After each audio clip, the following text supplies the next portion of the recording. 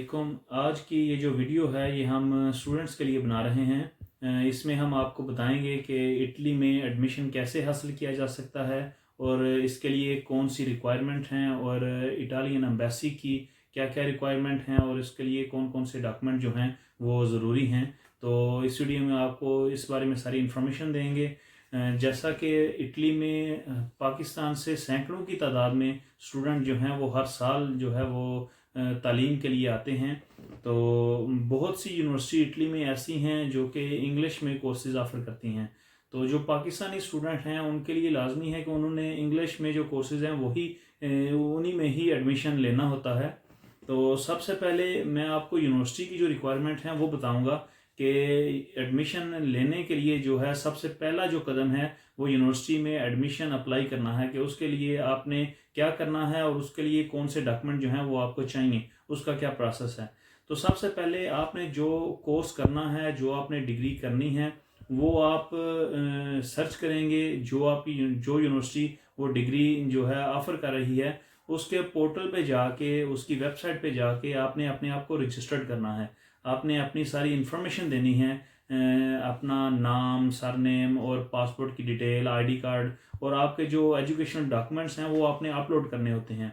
उसके बाद जो एप्लीकेशन फ़ी है, यहाँ पर जो मैं फ़ी का जिक्र कर रहा हूँ ये एप्लीकेशन फ़ी है, ये कोर्स की फ़ीस नहीं है। आपने जो एप्लीकेशन फ़ी है वो आपने सबमिट करनी है और सबमिट करने के बाद जो उसकी रसीद है वो आपने उसी यूनिवर्सिटी के पोर्टल पे अपलोड करनी है। और जब आप ये रसीद अपलोड कर देंगे तो इसके साथ जो है आपकी जो एप्लीकेशन है वो कंप्लीट हो जाएगी।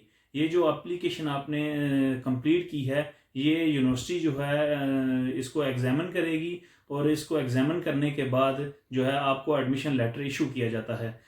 काफ़ी यूनिवर्सिटीज़ ऐसी हैं जो कि इंटरव्यू कंडक्ट करती हैं। तो इंटरव्यू जो है वो बजरिया स्काइप कंडक्ट किया जाता है। तो ऐसी यूनिवर्सिटीज़ जो कि इंटरव्यू कंडक्ट करती हैं वो इंटरव्यू लेने के बाद जो है वो आपको बजरिया ईमेल, अगर तो आपका एडमिशन हो जाता है तो आपको एडमिशन लेटर बजरिया ईमेल सेंड कर देती हैं। तो ऐसी यूनिवर्सिटीज़ जो इंटरव्यू कंडक्ट नहीं करती वो आपकी एप्लीकेशन को एग्जामिन करने के बाद ये देखती हैं कि आप उनका जो क्राइटेरिया है, उनका जो मेरिट है उस पर आप पूरा आते हैं, तो फिर आपको जो है बजरिया ईमेल जो है वो एडमिशन लेटर जो है इशू कर दिया जाता है। जो है एडमिशन लेटर इशू होने के बाद जब आपका एडमिशन अप्रूव हो जाता है, आपको एडमिशन लेटर इशू कर दिया जाता है, तो उसके बाद जो सबसे पहला काम है वो आपने जो इटालियन एम्बेसी की वेबसाइट है उस पर जो है प्री एनरोलमेंट के लिए एक अपॉइंटमेंट जो है वो बुक करनी होती है। तो प्री एनरोलमेंट के लिए जब आप एम्बेसी की वेबसाइट पे अपना सारा जो डाटा है और जिस यूनिवर्सिटी में आपने एडमिशन लिया है वो सारी डिटेल देंगे तो वहाँ पर भी आपका एक पोर्टल या आपका एक रिजर्व एरिया बन जाएगा।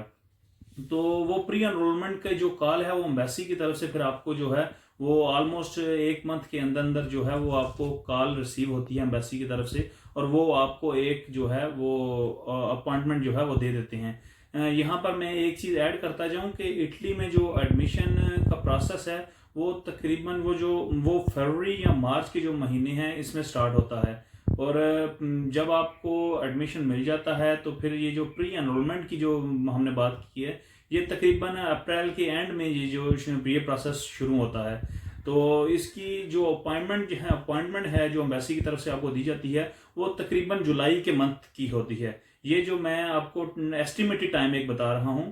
तो ये जब आपको प्री एनरोलमेंट की अपॉइंटमेंट मिल जाती है तो इससे पहले जो ज़रूरी जो इकदाम हैं, जो ज़रूरी काम करने वाले हैं, उसमें सबसे पहले जो काम है वो आपके जितने भी एजुकेशनल जो सर्टिफिकेट्स हैं उनको अटेस्ट करवाना है। मसलन जब आपको एडमिशन लेटर मिल जाता है तो फिर पाकिस्तान में जो आपने काम करने हैं वो आपने सबसे पहले अपने जो एजुकेशनल सर्टिफिकेट्स हैं वो आपने मुतलका बोर्ड से अटेस्ट करवाने हैं और उनकी तीन जो कापियां हैं वो भी आपने अटेस्ट करवानी हैं। डिटेल में अगर मैं आपको बताऊं तो मैट्रिक के जो आपके रिजल्ट कार्ड हैं 9वीं और 10वीं क्लास के जो आपके रिजल्ट कार्ड हैं और प्लस सनद, ये आपने अपने मुतलका बोर्ड से अटैच करवानी है और इनकी जो तीन कापियां हैं वो भी अटैच करवानी है। और ये अटैच करवाने के बाद मुतलका बोर्ड से अटैच करवाने के बाद जो है आप इसको IBCC से अटैच करवाएंगे। और यही जो प्रोसेस है ये इंटर के लिए भी है। मसलन कि इंटर के लिए भी आप जो है वो मुतलका बोर्ड से अटेस्ट करवाएंगे और फिर IBCC से अटेस्ट करवाएंगे। ये थी मैट्रिक और इंटर की जो है अटेस्टेशन। ये जब आप अटेस्ट करवा लेंगे तो उसके बाद अगर आपने अपनी बैचलर की डिग्री और जो मास्टर की जो डिग्री है वो अटेस्ट करवानी है HEC से, तो HEC से जब आप अपनी जो डिग्री है वो अटेस्ट करवाने के लिए जाएंगे तो जो आपने ऑलरेडी मैट्रिक और इंटर की जो अपनी सर्टिफिकेट्स हैं वो अटेस्ट करवाए हुए हैं वो भी आप जो है वो साथ लगाएंगे। और HEC से आप जो है वो अपनी डिग्री प्लस जो ट्रांसक्रिप्ट है उसकी जो 3 कापियाँ और ओरिजिनल जो है वो भी आप अटेस्ट करवाएंगे। और ये जो आपके एजुकेशनल डॉक्यूमेंट्स हैं सारे, ये अटेस्ट होने के बाद आपने फॉरेन ऑफिस से जो है इनको अटेस्ट करवाना होता है। लेकिन जैसा मैंने प्री एनरोलमेंट के लिए मैंने आपको बताया कि आपने एम्बेसी की वेबसाइट पे प्री एनरोलमेंट के लिए एक अपॉइंटमेंट बुक करनी है, तो इसमें आपके 2 काम होंगे, आपकी 2 एप्लीकेशंस होंगी।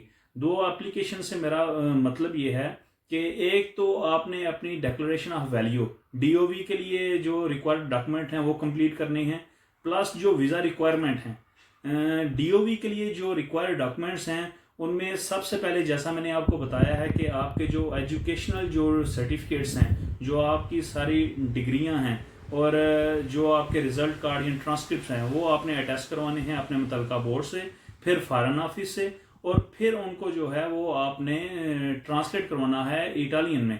तो जब आप फॉरेन ऑफिस जाएंगे तो DOV के लिए जो रिक्वायरमेंट है उसमें जो है वो उसमें जो रिक्वायरमेंट है वो आपका पासपोर्ट और ID कार्ड और डोमिसाइल है। तो ये जो पासपोर्ट, ID कार्ड और डोमिसाइल है ये आपने नोटरी पब्लिक से नोटराइज करवाना है।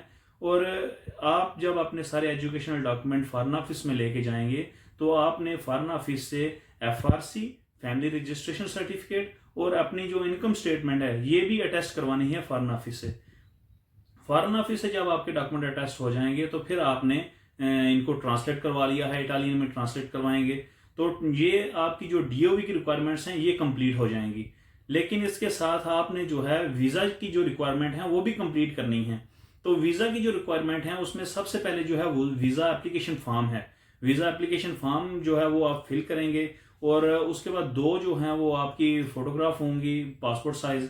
उसके बाद इनकम स्टेटमेंट है, ट्रैवल इंश्योरेंस है, पोलियो वैक्सीनेशन कार्ड है और जो है टिकट रिजर्वेशन है। ये सारी जो रिक्वायरमेंट्स हैं ये आपने जो आपकी अपॉइंटमेंट है एम्बेसी में उससे पहले आपने ये जो डॉक्यूमेंट्स हैं ये सारे आपने रेडी करने हैं। ये सारे डॉक्यूमेंट्स जो DOV के रिलेटेड हैं और जो वीज़ा की रिक्वायरमेंट्स हैं ये सारे आपने एम्बेसी में उस दिन लेके जाने हैं जिस दिन आपकी अपॉइंटमेंट होगी। तो ये जब आप एम्बेसी में लेके जाएंगे तो वहाँ पे जो है ये डॉक्यूमेंट्स आपसे ले लिए जाएंगे, आपका पासपोर्ट ले लिया जाएगा और आपकी एप्लीकेशन जो है ये एम्बेसी में सबमिट हो जाएगी। एप्लीकेशन जो है वो एम्बेसी में सबमिट करने के बाद आपने वेट करना है एम्बेसी की तरफ से आपको जो है वो एक पासपोर्ट कलेक्शन के लिए कॉल आएगी। तो वो तकरीबन जो है सितंबर के एंड में जो है वो कॉल आपको रिसीव, जो एम्बेसी जो अमूमन जो पासपोर्ट वापस करना शुरू करती है वो सितंबर के एंड में तकरीबन वापस करना शुरू करती है।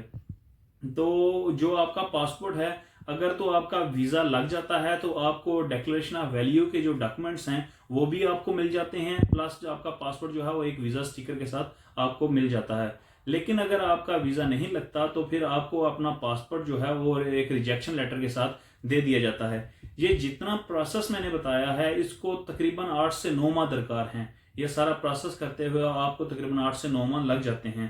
तो इन्फॉर्मेशन थी स्टडी वीज़ा के हवाले से, ये सारी इन्फॉर्मेशन मैंने आपको दी है और आपके साथ शेयर की है। आपको बताया है कि आपने कैसे यूनिवर्सिटी में अप्लाई करना है, कैसे आपने अपने डॉक्यूमेंट अटेस्ट करवाने हैं और फिर प्री एनरोलमेंट की जो आपकी अपॉइंटमेंट है उस पर आपने अपना पासपोर्ट और अपनी एप्लीकेशन जो है वो एम्बेसी में सबमिट करके आनी है। तो मज़ीद वीडियोस के लिए और मज़ीद इन्फॉर्मेशन के लिए हमारे चैनल को सब्सक्राइब करें और इस वीडियो को अपने दोस्तों के साथ शेयर करें ताकि ऐसे दोस्त जिनको इस इन्फॉर्मेशन की ज़रूरत है उन तक ये इन्फॉर्मेशन पहुंच सके। वीडियो देखने के लिए बहुत शुक्रिया। अल्लाह हाफिज़।